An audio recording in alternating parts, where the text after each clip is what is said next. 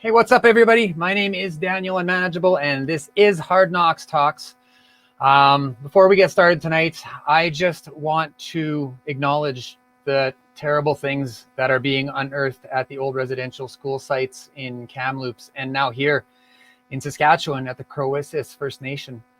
I don't have words for this, and as much as I would like to sit and mourn with all those affected, as though we are all affected, the substance use problems in our society that we are facing as a result of these atrocities to this very day still need solutions. So we will keep walking this path despite the shock. And tonight we have Mayor Charlie Clark here joining us in this conversation as we are going to search for understanding in decriminalization with him right after this.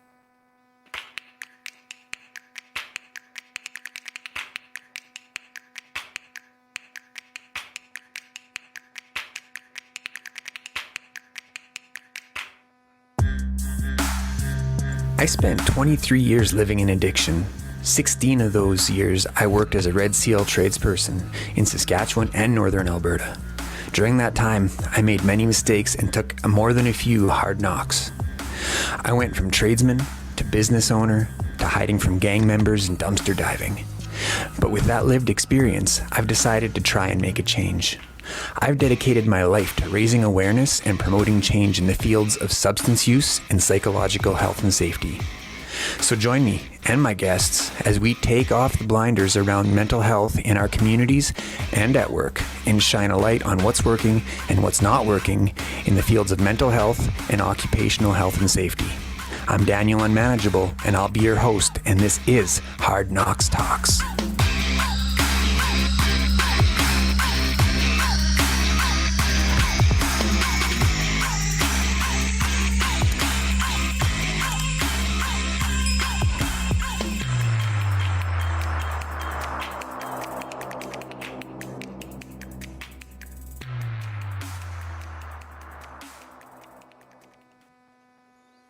Okay, so let's get the mayor in here. What's up, Charlie? Your mic is muted. I think you have it muted. There you go. All right, Daniel. How's that? Can you hear me? Yeah, I can hear you. I was watching you as the countdown was going, and you were coming in and coming out and messaging me and saying it's fuzzy, and I'm like, oh God, I hope this works out. But we're here. So, how are you feeling tonight? I can hear you every now and then. It gets garbled, so we're just gonna make it work. But then it sounds really good. So this is the world of technology we're in, it seems. Oh, and I say the same thing every week to every single guest. It would be weirder if nothing went wrong. So, anyways, why don't we get started here? Why don't you tell us your thoughts on decriminalization in a general way? Well, I'll even just get started quickly. We're both wearing orange T-shirts tonight, Daniel, and it's been a very emotional time for our community, and I appreciate you, providing that acknowledgement of all the families and the people that are really reeling right now as we come to terms with what survivors have been telling us for a long time. But now the truth of these children's graves being discovered. Yeah, I know I've talked to a lot of people, and particularly survivors and families of survivors, that this churns up a lot of hard feelings and of anger and frustration that after all this time, as a country, we haven't really truly acknowledged the impact of residential schools and as we've, from the Kamloops discovery to the discovery of 751 unmarked graves in Crowissis, I've also been talking and thinking a lot about how do we address so many of the issues that are affecting our community: homelessness, safety, addictions, and people who are struggling on our streets, and overdoses. And I believe those two things are tied together. The intergenerational trauma of residential schools, and you mentioned it. And the way that whether it's the survivors themselves or the children or the grandchildren of survivors are dealing with all of the intergenerational effects of those things, and the racism that these people have faced in the Indigenous community for far too long in our country, has pushed people into drugs, has pushed people into addictions, has caused people to turn to find some relief, from all of this trauma, and so I think that perhaps the coming to terms of this, and that this is not an issue of crime, as you've been saying for a long time, and that we're not going to address this by simply saying just say no to drugs, or being harder on criminalization. That we have to realize there's underlying trauma that is what people are trying to feed that pain, and residential schools being one of the biggest sources of that in our country, among others, and among many that different people are facing. So for me, I think that I'm seeing that the current ways we're trying to address these things are not working. The harder the laws are, and the more people that get thrown in jail, the more we see these issues developing. And we have a provincial government that's building a remand center to try and create more jail beds, more capacity, because the jails are overflowing. But at the same time, we have a record number of overdoses and a record number of homicides in the last couple of years, that are fueled by drugs. So I'm prepared to say, okay, if there's a better way, if we can learn from other jurisdictions, other places like Portugal and others that have been able to reduce overdoses, reduce crime, reduce the harm in society, then let's at least inform ourselves. Let's have that conversation and understand if there's different ways to look at this and to build solutions. I actually just the other day got my hands on some contact information for a professional out of Portugal, and we're going to try to get them on here and see exactly what it is they're doing down there, what they're doing differently, and how it's working. So well, you mentioned go ahead. I appreciate, I don't want to, I wanted to come on the show, Daniel, because the work that you're doing and connecting with Marie Adritis and just say no, and or say no, and that network of people starting to work together to build up a sort of a common understanding of these things. And like you say, reaching out to Portugal, getting information, sharing that information here. This is important work. I wanted to come on the radio show because I think this is a really relevant topic, and I think the conversations you're helping to generate are very timely and important right now. And appreciate you coming and lending your voice to this conversation. You mentioned a moment earlier about healthcare. So where do your responsibilities lie when it comes to making decisions about healthcare in this community? Well, I mean, the healthcare system is a provincially run system, and so the city doesn't get asked much, or doesn't have a lot of direct authority over how many hospital beds do we have, what kind of investments are being made in treatment facilities, and all those things.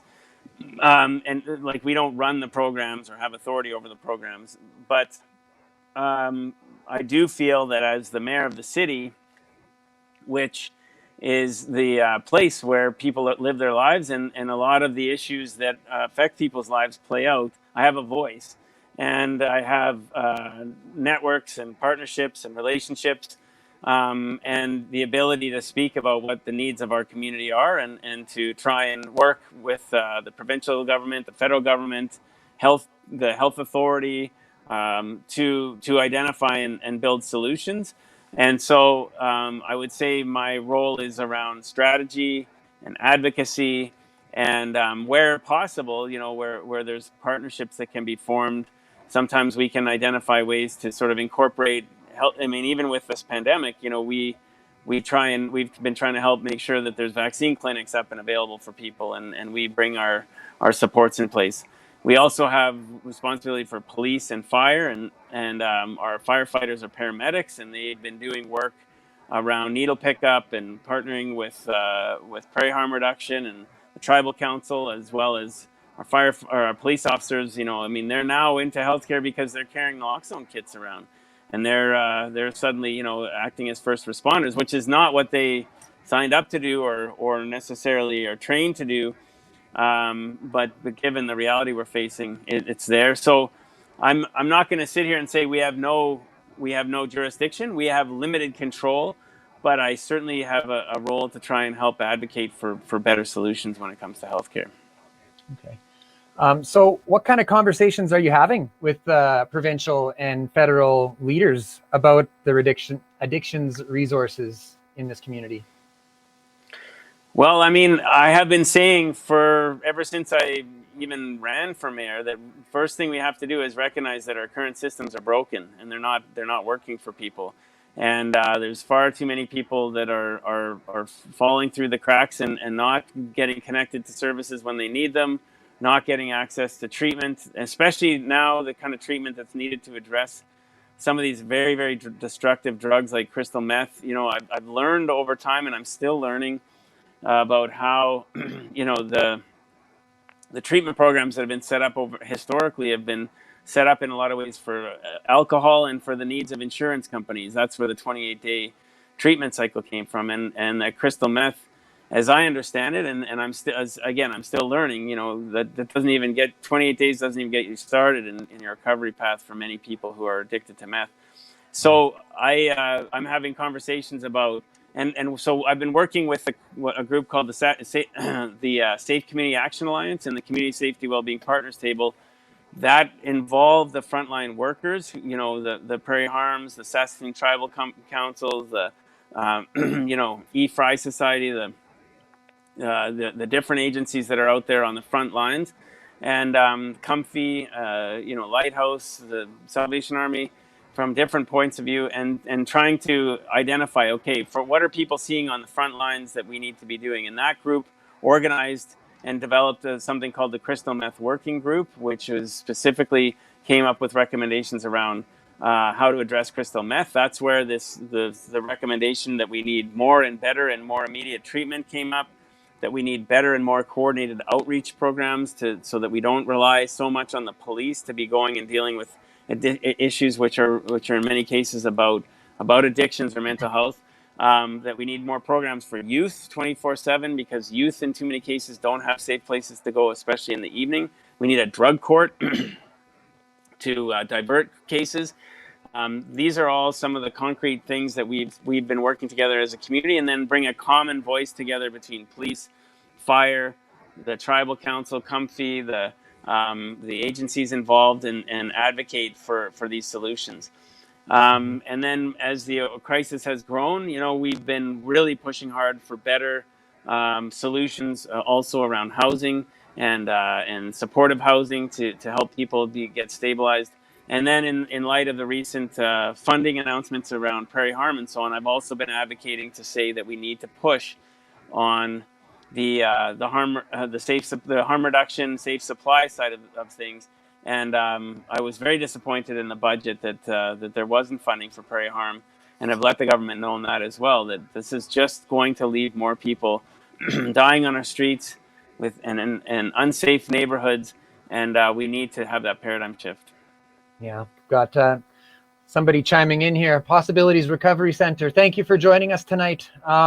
They say any addiction, 28 days only gets you started. Long-term supports are necessary to make sustainable changes, and I have to agree with you. I myself spent 10 months in an aftercare program through Comfy at Troche House in Saskatoon. It's a sober living house designed specifically for fathers to get their children back from the ministry. And I don't know what I would have done with that. You come out of a 28-day treatment center. If you don't have any supports, you're just getting thrown back in the frying pan. There needs to be an aftercare system, in my opinion. So that Troche House experience made a big difference for you?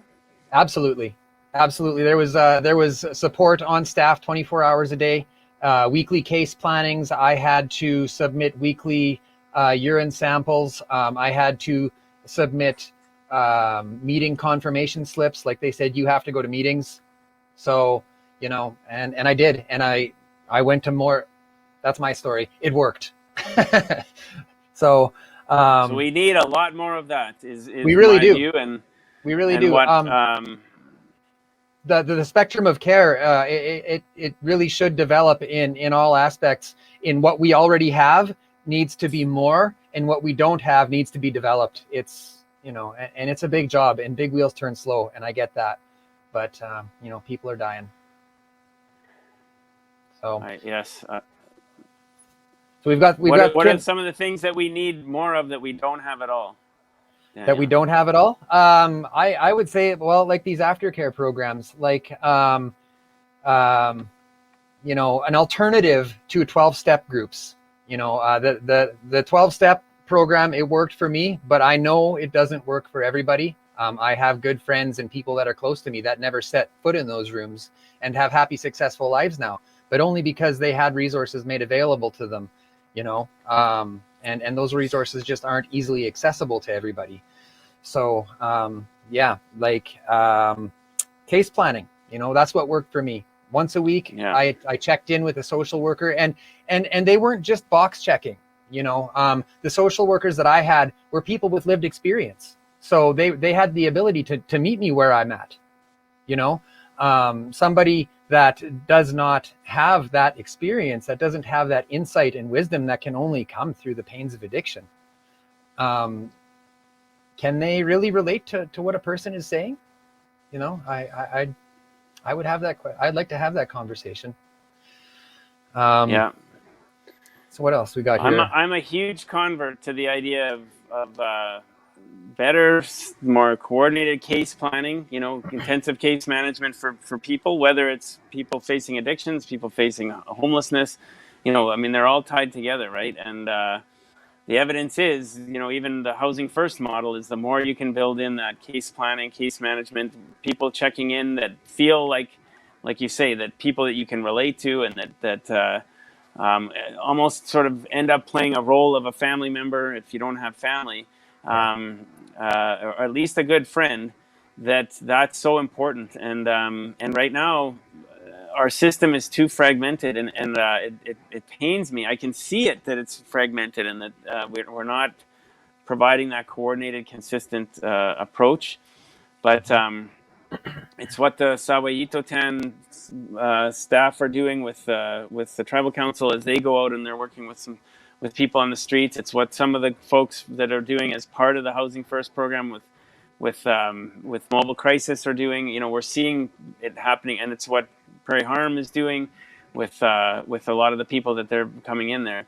But I'm a big fan of that, and making sure that it's very relatable people who have that lived experience that can really connect. Yeah, and coming at it from a grassroots level will help a lot too, because over the years of these fragmented systems, as you said, it's built up a stigmatic barrier there. You say social worker to people who are out struggling, and you get some bad reactions sometimes, and they just close that door, and they're not even willing to explore it, so and now they're stuck in there, and people will say it's their own fault, but is it? These sick thought patterns, they get ingrained to us at a fundamental level, and I don't have the answers to all that. So there's a lot of comments coming in right now, and we will get to all of these comments. We're going to go into the viewer's voice towards the end of the program, and I promise we will get to all of you. So, but let's move forward here. What are the consequential costs to the city in treating substance use as a criminal offense? Well, I think we're at a time right now where one of the most urgent, issues affecting our city is safety and homelessness and addictions, all combined together. I think we have a city right now where there are many people who are very concerned about the number of the news we're getting about overdoses, the news we're getting about addictions, but also the trap houses in people's neighborhoods, and some of the issues going on, around crime related to drug issues and so on. And I see it as a both. We have concern about people who are dying in back alleys and basements and in our streets, and lives lost and wasted because of addictions, and because we have to get them connected to treatment. And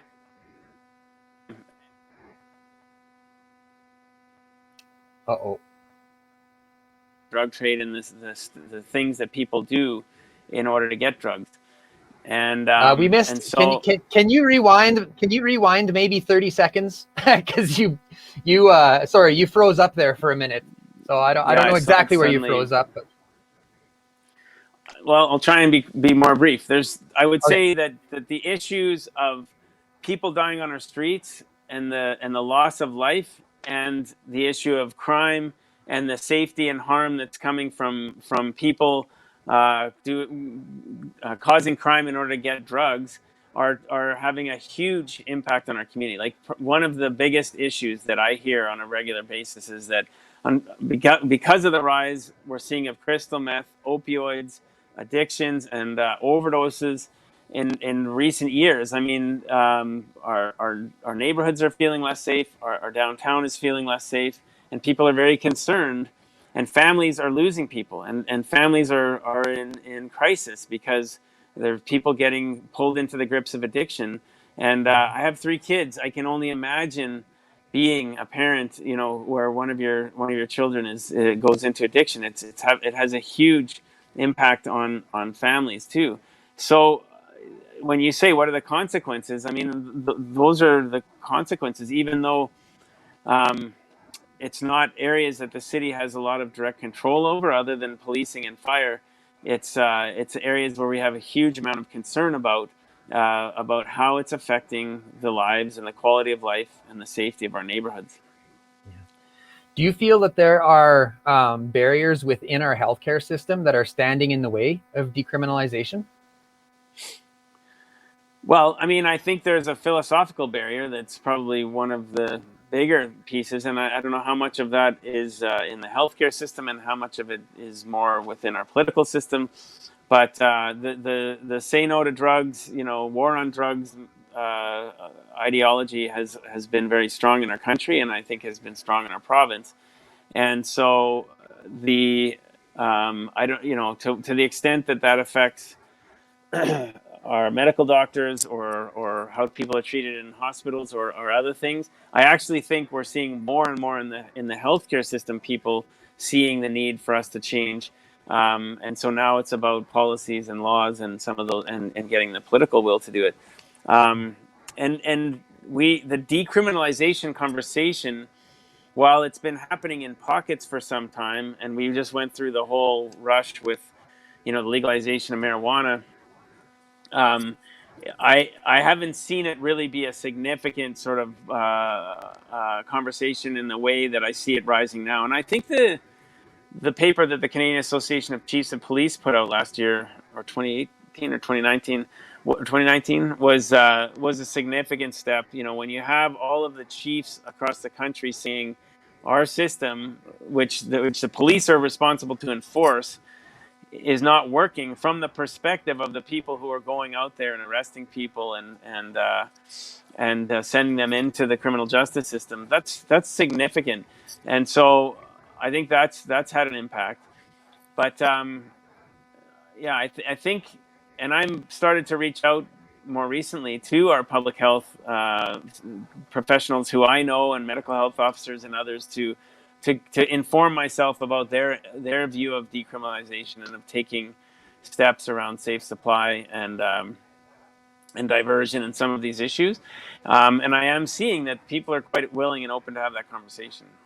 Yeah, but I mean, stigmatic barriers in the healthcare system are still very real too. I have a friend who is a physician, and I invited him to be a part of this conversation, and he says, I'd love to, but a lot of my colleagues, they don't get it, and that's why I enjoy my anonymity at this point. Someday I'll come out because I see change, but I can't do that just yet.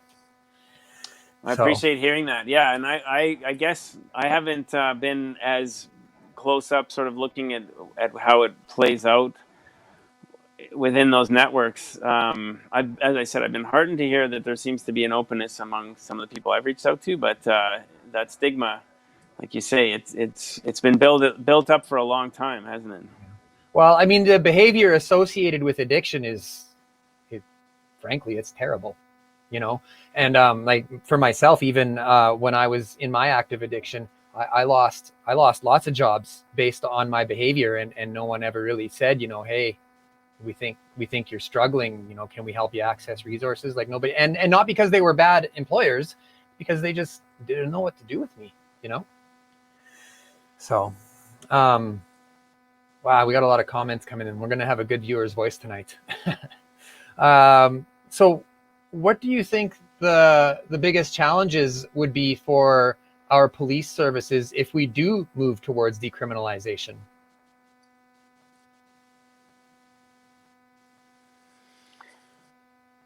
Well, I think that it's a paradigm shift, you know, for those officers and for the police service. So I think that educating, the incorporation of the philosophy behind decriminalization, and how that plays out in terms of the intentions of police officers, is something that would take quite a bit of work to build that the policing culture that focuses on decriminalizing instead of what they've been trained to do for so long, which is to enforce, you know, criminal laws around addiction.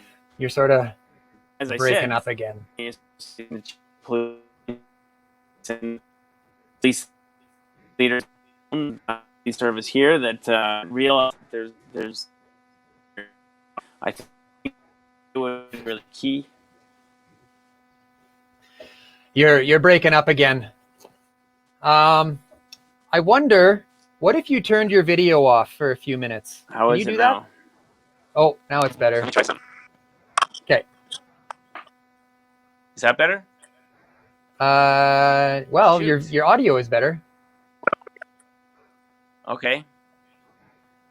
Yeah. In full disclosure, tonight we had some technical difficulties that involved Charlie's webcam not working, so we were forced to do the mobile thing, and that is unfortunately the source of our troubles tonight. So we are doing our best to get this message out.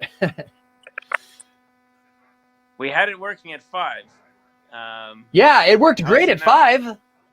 I think. Yeah. Okay, let's try it again. So maybe just briefly answer what you were just talking about. Well, we were talking. Question was what would be the challenges for the police service? And I mean, I think you need to sort of work with your service to make a complete paradigm shift from the war on drugs sort of enforcement approach that has been taken around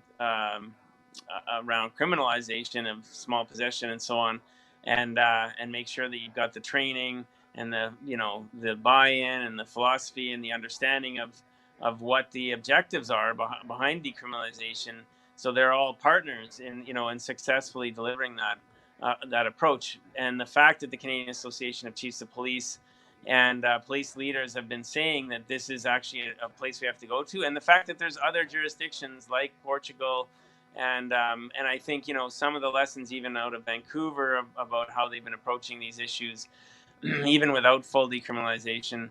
There's lots of learning that can happen between police services to be able to build that path. Yeah. So what are your thoughts on the effects of that criminalization is having on our first responders?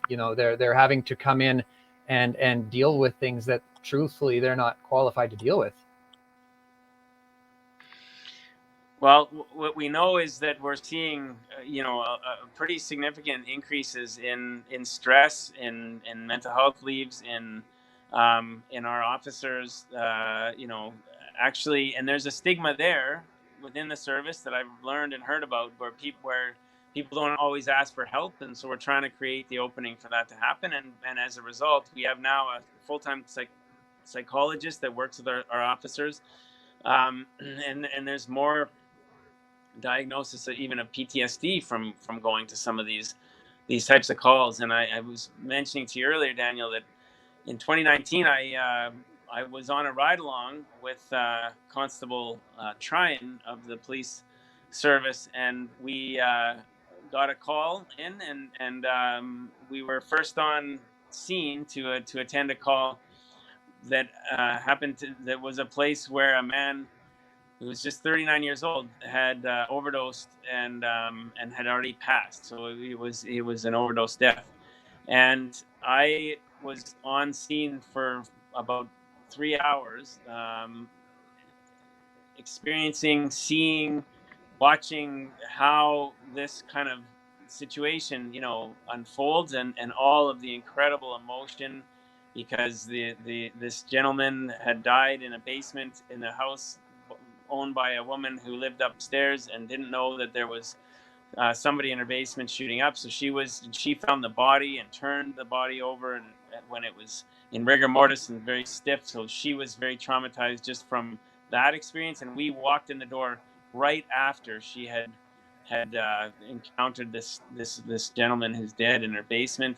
There was a 10-year-old boy that I went and spent time with, who was calling out for his mom, who was in crisis and overwhelmed by the situation. The girlfriend of this man was there, and she was in shock. And the officer had to both support the people who are in shock and trauma and facing this, and try and emotionally sort of help them to settle and calm, and also treat the whole situation in terms of the potential of it being a crime scene, and uphold his duties to be able to make sure that he took all of the right steps, so that if anything went wrong, he had covered those aspects. It was a juggling act that I was just once I saw it. I'd been on the board of police commissioners for several years, but being in that situation and seeing that taught me more about policing and about the terrible consequences and impacts of those types of situations, and what's really going on. When we hear these statistics, to actually be in a house and see what happens when you and to face this young man who died way too early, dead in a basement of a house. It was just it was overwhelming kind of to see, but it really put into perspective. That was the same year that we had the rising number of overdoses was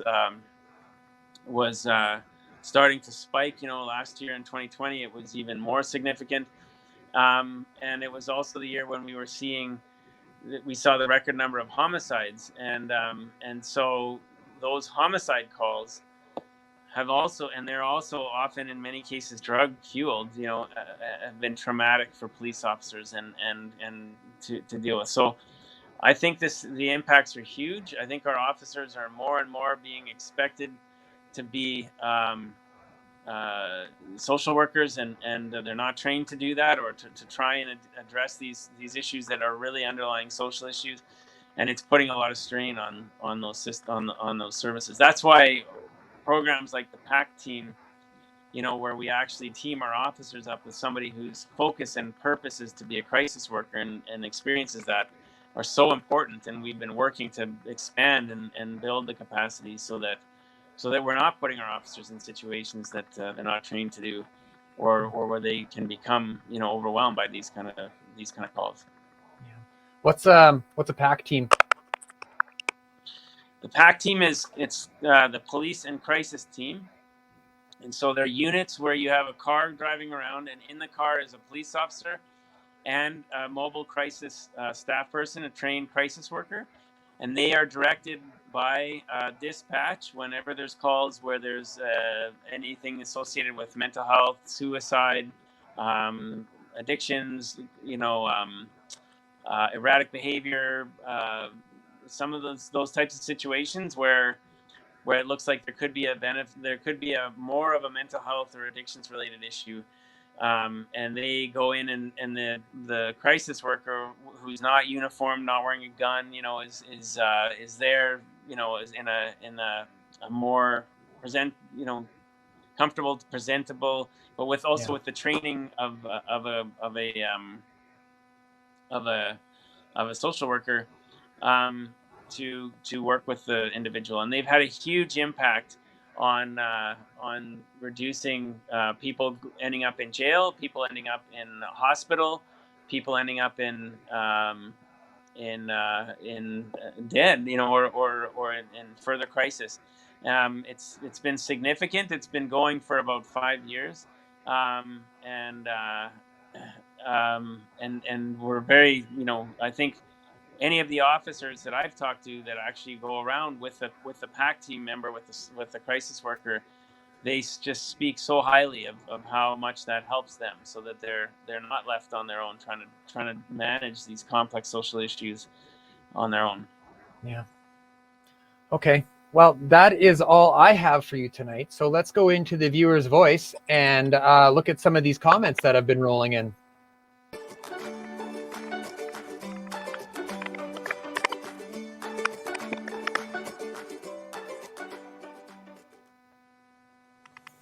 Okay. Let's see what we got here. Oh, let's see here. We've got Possibilities Recovery chiming in. We do need more sober living houses that support medically assisted treatment options. And by that, I believe he is talking about methadone and Suboxone and other harm reduction strategies. What do you feel about that? Yeah. Is it considered to be a sober living house if you also have like methadone or those Suboxone or those other treatments? I'm just trying to understand where is there, because I'm hearing that we want to move from the abstinence model to the safe supply kind of overdose prevention model. Yeah. So I suppose sober living house might be just a term that people have come to use over the years. Now, I'm not so sure that we are looking to move away from abstinence. There are many people that benefit from an abstinence-based program, like myself, for example. It worked for me, but we're also trying to see the rise in harm reduction strategies. So when we say sober living house, I mean, we're just talking about assisted living for people trying to find a safer way to live, as a harm reduction strategy. I don't think we have any housing like that in Saskatoon at this time. Now, if I'm wrong, someone tell me in the chat. But all we have is abstinence-based programs. Yeah, I mean, one example which has been dealing with, and I want to go and visit this myself, but that I've been talking about more often, is that Edwards Manor. Although it's not a sober living house, like there is some degree of managed alcohol and safe consumption, but it is assisted, and I mean, when I've been thinking about this more and more about people, if we shift and look at addictions as a health crisis, not as a criminal crisis, and we think about the way we work with people living with disabilities, or we support people who need help in the community, whether they have physical disabilities or cognitive disabilities or whatever it might be. There's actually a fairly significant investment in having homes that have supports, live-in supports and all of those types of things, and that we would benefit to have a similar approach to providing support for people who are getting off addictions. With, like you had said with Trache House, the supports that were there to help people get back on their feet, and perhaps people transition out with time, but it's a lot less expensive as a society to provide that kind of support than to have somebody in jail, have somebody be hospitalized, or at the Dubé Center, or in and out of our correctional facility downtown, and on regular ambulance calls and all those things. But it's a mentality shift. So what the gentleman from Possibilities Center says is, I'm very interested in exploring those. I think we need more managed alcohol programs as well, for providing housing and support for people who are dealing with alcohol addictions. We've seen some success with the project that's been at the Lighthouse, and individuals who people couldn't believe got stabilized and settled as a result. So I'm open to any of those, and as a city, we're open to figuring out how do we identify those housing programs. We even provide some investment in affordable housing projects or supportive housing projects. I want to support the ones that are on an evidence-based basis, going to provide the best outcomes for people. Yeah. We've got Kimmy chiming in here. I attended a 3-month-long women's treatment center in Alberta that was trauma-based and helped me, and immediately went into a sober living program. That is amazing, Kimmy. Thank you for sharing. Yeah, that's awesome. Yeah. Kimmy, how has it been going for you? How long have you been abstinent? Tell us in the chat. We've got I'm sorry if I say this wrong. Wilmina, thanks for the comment. Finding residential treatment that supports methadone and Suboxone administration is still very difficult in Saskatchewan. That needs to change. Yes, Wilmina, we were just talking about that. And I have to chuckle at Charlie because he's looking at this on his tiny little phone screen and he's trying to see the comments. Don't worry. There you go. There you go. Yeah, now we're set. Okay, and we got Kimmy here again. Open up smart recovery meetings. Smart recovery meetings are an alternative to the 12-step program, and I've heard that they have had good success. Oh, and we've got a question here. What percentage of the city's budget goes to policing? Right now, I think we're around 27%. And so can you put a ballpark on how much of that is dealing with drug-related harms? Yeah, we've been studying that, actually.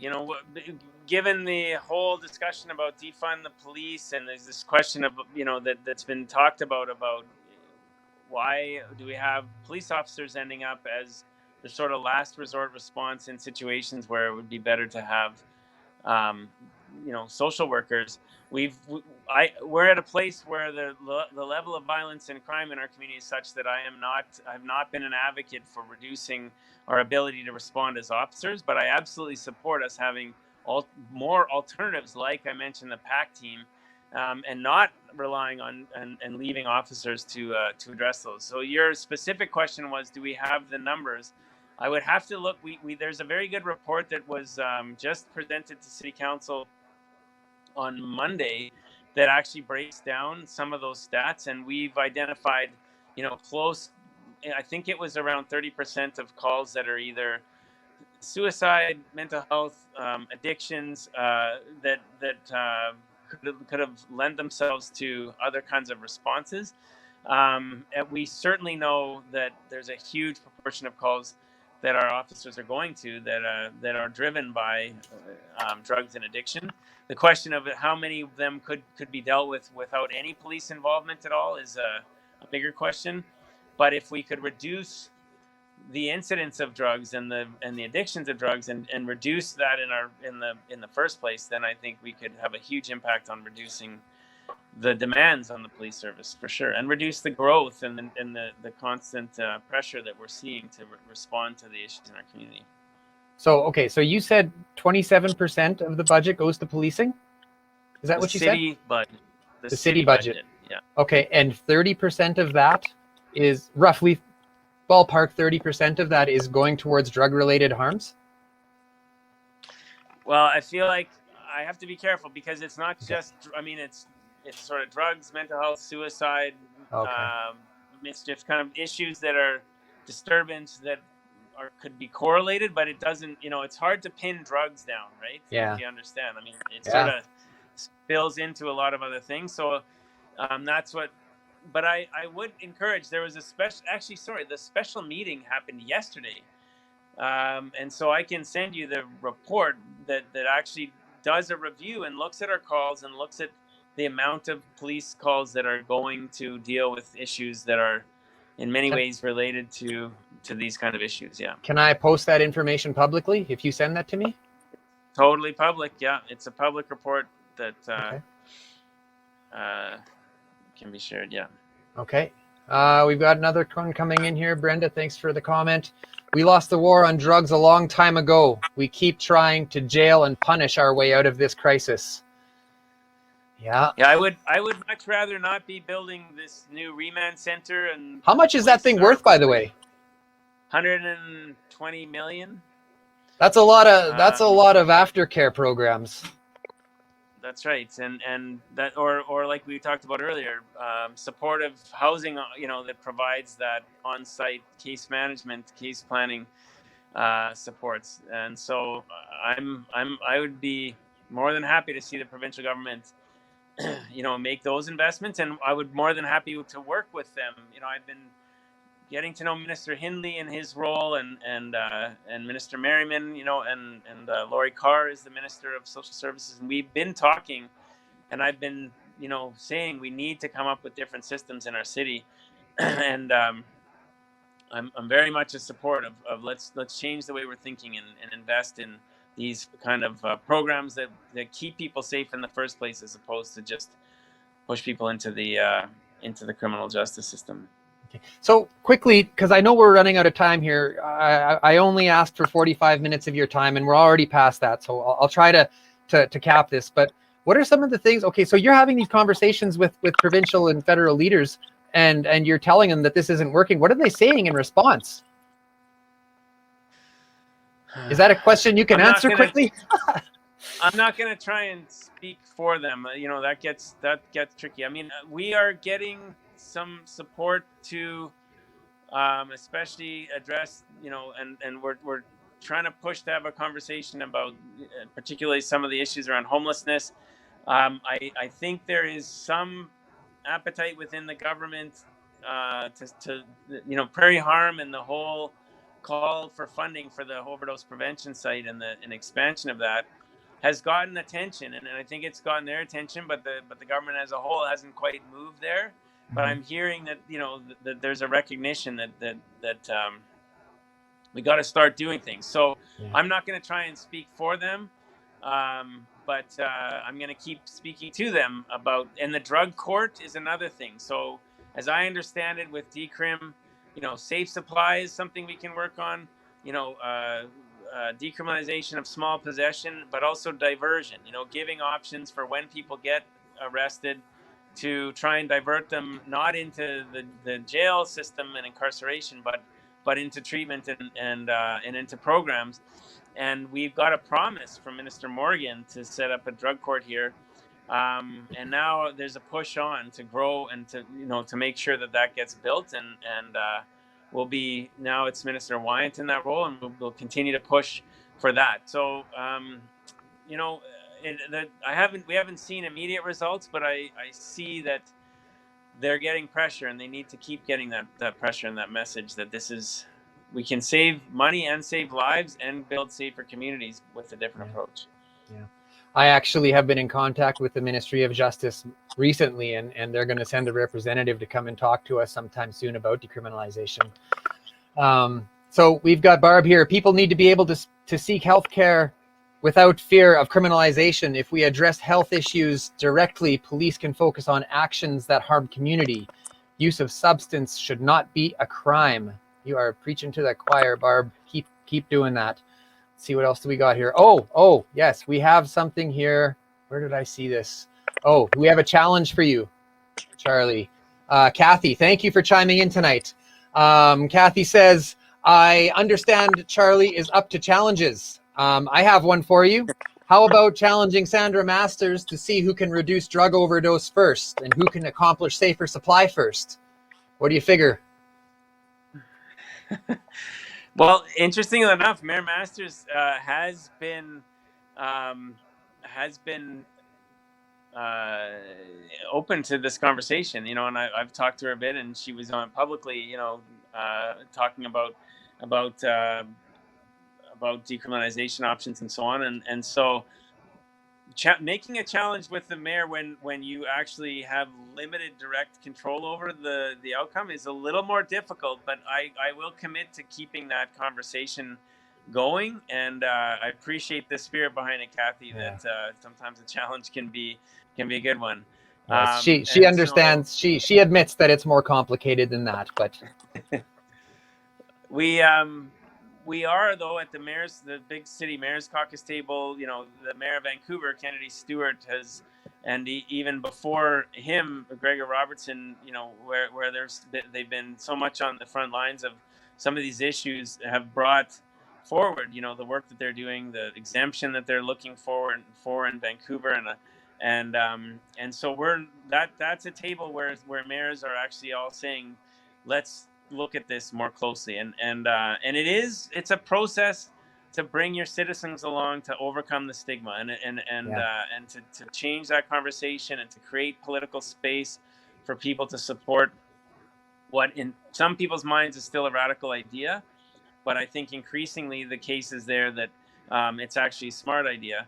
And so I'm at a place right now where I'm really trying to educate myself and see where practically we can make a difference and bring together as many educated voices. I think that might have been Barb F that put the last quote up, and what? I had a great No, meeting, no. a great meeting with her, and I've asked her to provide me with some information and data to help inform me about how to talk to the community about this. So this is a really critical time to do that, and in order to be successful, you have to build a coalition, and that's Hmm. exactly what they've done in Vancouver. They have their province, their Bonnie Henry, the hero of the public health system, the mayor, the police chief. They're all, they've all kind of built this plan together, and now we're at a stage where we can learn from that and figure out who wants to be in that coalition to move that forward. And I've been Oh, talking to Tribal Chief Arcand, who's been having a pretty big impact on some of the conversations here around reconciliation, community safety. I think there's a way to say this is related to the next steps around reconciliation, to treat people better and stop uh, putting people in jail who are facing intergenerational trauma, but treat what's underlying that. So I think we have a moment forming, but we need to arm ourselves with the best information and the best solutions and strategies that will actually work. okay. So we've got a lot of comments. We can't get to them all. Um, do you have time for two more questions? Yeah. Okay, here we go. From an employer perspective, does the city offer or budget for subsidized addiction treatment for its employees and first responders?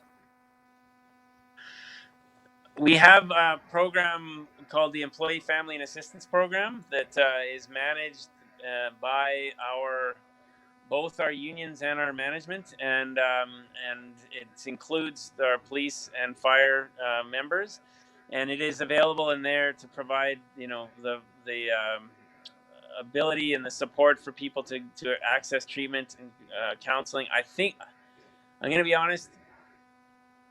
I think treatment is part of that, certainly counseling, but when there's an addiction issue, the appropriate supports as I understand, are part of it. So it's something that we're proud of, and unfortunately, it's something that we're seeing our staff are needing more these days, as we talked about earlier, because of some of the trauma that they're experiencing out there in the community. Okay, last one. How do you and council feel about provincial health offloading adequate mental health and addictions onto police, EMT, fire, which is part of the civic budget? Well, this is the conversation that I have with provincial counterparts all the time. That it's completely ineffective to try and manage these things through the police. Like there's no way the police can actually turn around and address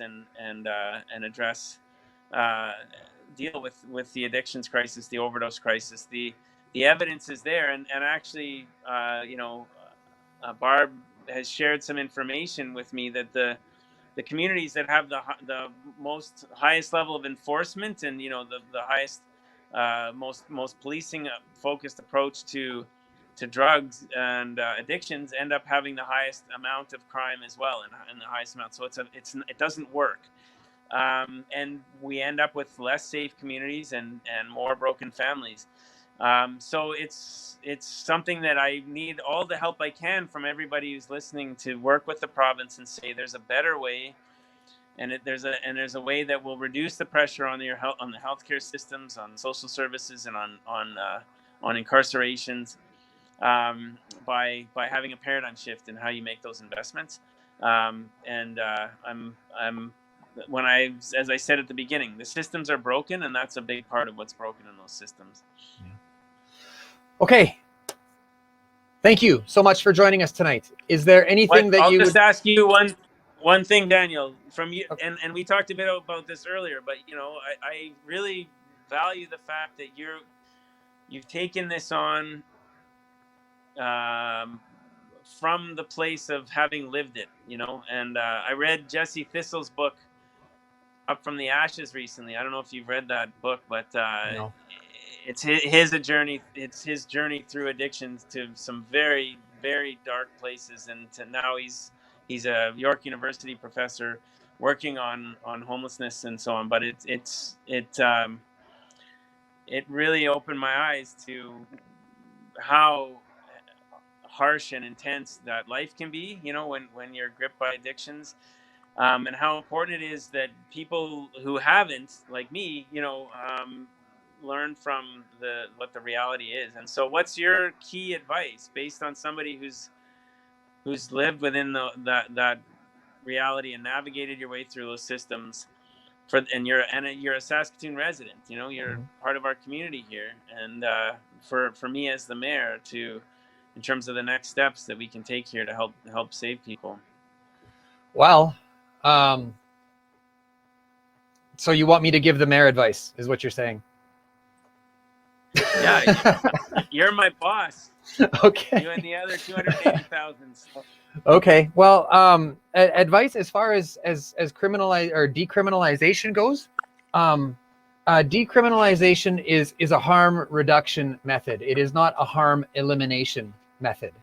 To expect crime to drop, to expect drug-related crime to drop to zero through decriminalization strategies is an exercise in futility. But what I do believe is that these accommodations being available to those who would live a better life if they had the choice is an integral part of healing our communities and moving forward. You know what? Like, I'm not a criminal type. I don't want to cause harm and steal people's things. But when I was in the grips of my addiction, I sat outside a gas station one night with a hockey mask and a butcher knife. I was ready. I was so dope sick. I was ready to walk in there. Now I didn't. I backed out, and I'm like, you know what? I'll just be dope sick. But you know, not everybody. You know, some people walk through that door. You know, and I would not want to inflict that trauma on anyone. But I was so blinded by my disease and by my sickness and by my self-centeredness that I was ready to do that. And that's where decriminalization can work. And that is my advice. And what are wow, that's great. That's quite a scene. And that's only one of them. I mean, yeah. I'm not going to tell them all. So in terms of the steps that you think made the biggest difference for you to get from that place, that dope sick place, to actually see enough hope and possibility and everything, what were the, like, and we talked about it a bit earlier, but the programs that, or the supports, or the people, or the approaches by different service providers or police, emergency responders, that you think will make a difference if we can build more of those interventions? What are the interventions that helped somebody get out of that, or that helped you? Well, I guess. I mean, what helped me? I mean, I was fortunate enough to come to a place of utter desperation. You know, desperation was my greatest gift. But I was also in a place of privilege. I have people close to me in my life that were paid professional courtesies that got me into places that if those professional courtesies were afforded to everybody, I believe that there would be a lot more people. Oh, you can see my dog there. There would be a lot more people recovering from that way of life than there currently are. And I believe you would see numbers drop. So what do we need? Okay, people are saying we need more. We don't need more of what we have right now. We need more of a new way of thinking, a new way of addressing this. Oh, he's too bare. And if we don't change those thought patterns, I mean, I think those thought patterns are more deadly than addiction itself.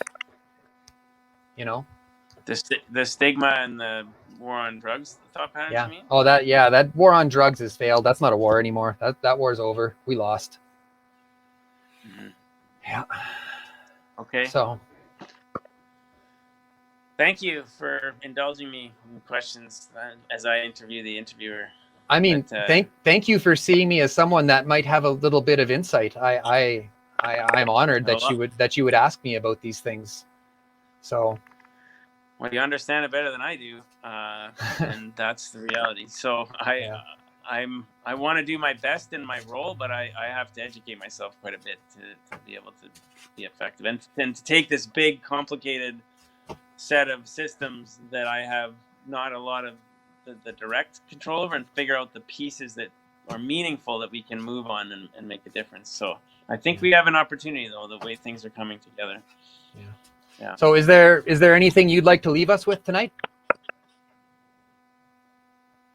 Well, I think what I said earlier, I think you're creating a community of people who are having a serious conversation about this and keep gathering the stories and the evidence and the information about places that have proven to do things more effectively. In the end, I mean, I hate to say it, but a lot of the decisions come down to dollars and come down to some, hard stats. And if we can both create, but I do think that there is more and more compassion in our community about this issue as well, and that's an important thing. And we saw that.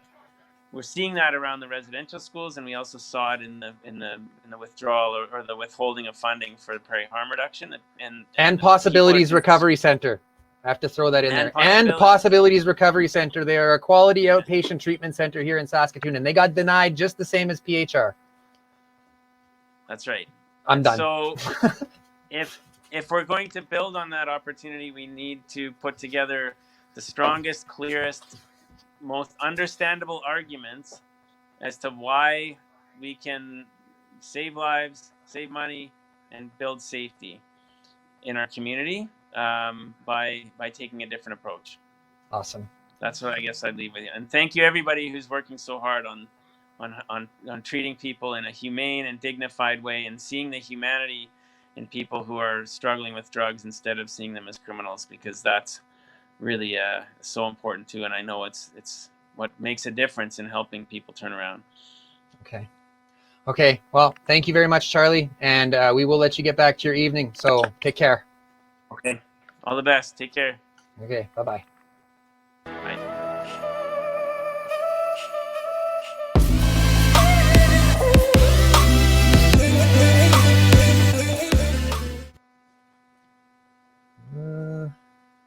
Let's see here. Technical difficulties. Fostering change is our primary purpose here at Hard Knox Talks. If you would like to contribute to ending the stigma around emotional pain, please subscribe to our YouTube channel. Follow us on LinkedIn, Facebook, and Instagram. Like and comment your thoughts on our posts. Let us come together with our lived and living experiences as a resource that has the power to engage new thought processes, to promote new ideas, and broaden the spectrum of care, and to show the world that there is a safer and more meaningful way to live, and we can show you how. Good night.